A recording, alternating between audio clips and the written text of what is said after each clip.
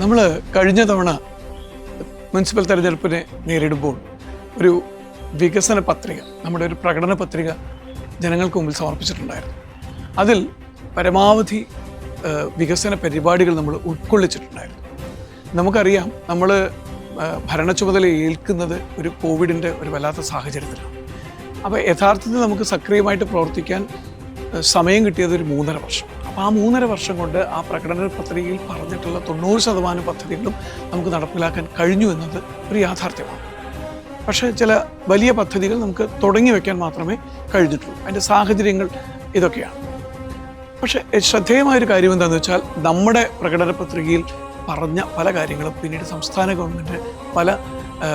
Government പദ്ധതികളായിട്ട് അംഗീകരിക്കുകയുണ്ടായിട്ടുണ്ട്. ഉദാഹരണത്തിന് പട്ടിണിരഹിത നഗരസഭ നമ്മൾ മുന്നോട്ട് വെച്ചിട്ടുണ്ട്. എല്ലാവർക്കും കുടിവെള്ള കണക്ഷൻ, അതുപോലെ ഡിജിറ്റൽ മുനിസിപ്പാലിറ്റി, അതൊക്കെ കേരളത്തിൻ്റെ തന്നെ പദ്ധതികളായിട്ട് പിന്നീട് വന്നു എന്നുള്ളത് ഏറ്റവും ശ്രദ്ധേയമായ കാര്യമാണ്.